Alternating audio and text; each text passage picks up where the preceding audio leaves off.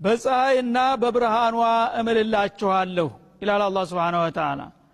ወልቀመሪ በጨረቃም እምላለሁ ኢዛ ተላሃ እሷን በሚከተል ጊዜ ይላል ማለት ነው። ጨረቃ ሁል ጊዜ ያው ከሰማይ ላይ አይጠፋም ማለት ነው። ቀንም ቢሆን ሌሊት ግን ቀን በሚሆንበት ጊዜ የሷ ብርሃን ስለሚውጠው እያለም እንደሌለ ነው ብዙ የሚያስተውለው ሰው የለም።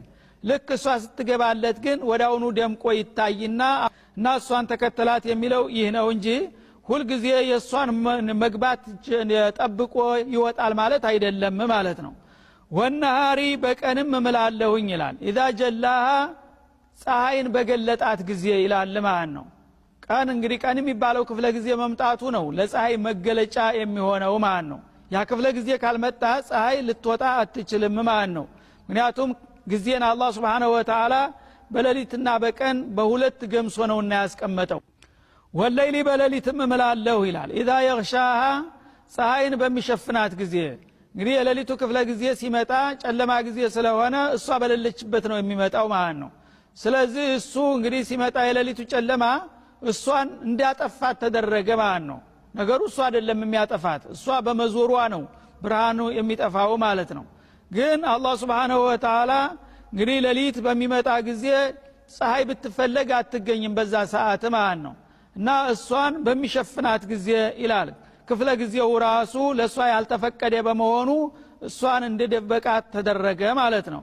ወሰማይ ወማ በናሃ እንደገና ደግሞ በሰማይም እምላለሁኝ ይላል ጎሳውን ነው። አንድ ሰማይ ብቻ ሳይሆን ሰማይ የሚባለውን ዓለም በሙሉ ያጠቃልላል ማለት ነው። በሰማይም ዓለም እምላለሁኝ ወማ በናሃ በገነባትም ኃይል ይላል ማለት ነው። ሰማይ እንግዲህ ትልቅ ታምር ነው ያው እንደ ሌትና እንደ ቀን እንደ ፀሐይ እንደ ጨረቃ ማለት ነው።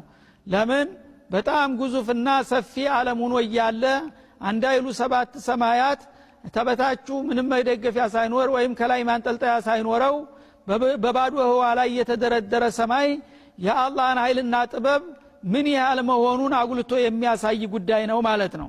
ስለዚህ በዚህ አይነት ሰማይና በገነባት ጌታዋ በአላህ በኔ በራስ የምላለሁኝ ማለቱ ነው። ወለአርዲ በምድርም እምላለሁኝ ወማ ጧሃሃ በዘረጋት ኃይል ወነፍሲን በነፍስም እምላለሁኝ እና ምስጥር ነገር ናት ያለሷ ምንነቷን በትክክል የሚያውቅ የለም።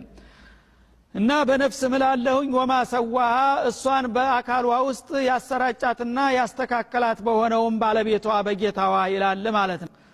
ፈአልሃማሃ ፉጁራሃ ጥሜቷንና ወተቅዋሃ ጥንቃቄዋን ባሳወቃትም ጌታ እምላለሁኝ ይላል። ነፍስ ስትባል እንግዲህ ለሁለት ትከፈላለች ማለት ነው። እና ከፊሎቹ ነፍሶች አላህ Subhanahu Wa Ta'ala ቀና ያደርጋቸውና መልካም ነገር በቀላሉ ይቀበላሉ በጌታቸው ፍቃድ ይመራሉ። እነዚህ የወዳጆቹ ነፍሶች ናቸው ማለት ነው። በእነሱም እምላለሁ አለ። ሌሎቹ ነፍሶች ደግሞ ጠማሞች ናቸው ማለት ነው። ጥሜትን ብቻ ነው የሚያስቡትና የሚቀበሉት የሚከተሉት። እነሱም ያው ፍጡር መሆናቸው አልቀረም ጠማማ ቢሆኑም ማለት ነው። እና ጥሜቷንም ሆነ ቅንነቷን ያሳወቃት በሆነችው ነፍስ እምላለሁኝ ይላል ማለት ነው። እና በእነዚህ ሁሉ ነገሮች እንግዲህ ደራርቦ ከማለ በኋላ የማለበት ቁም ነገር ሊያስረዳን የፈለገው ምንድነው ወደሚለው ስንመጣ ቀድ አፍላሃ መን ዘካሃ ይላል። ይህች ነፍስ ያጸዳትና ያስተካከላት ያሳመራት የሆነ ሰው እድለኛ ሆነ የቀናው ሆነ ብዬ ነው የምምለው ማለት ነው። እንግዲህ ነፍሱን በመልካም መስመር የገራና አላህ በወደደውና በፈቀደው መንገድ የመራት የሆነ ሰው ወላሂ እድለኛ ነው። እሱ የታደለ ሰው መሆኑን አረጋግጥለታለሁ በእነዚህ ሁሉ ነገሮች እየማልኩኝ ይላል ማለት ነው።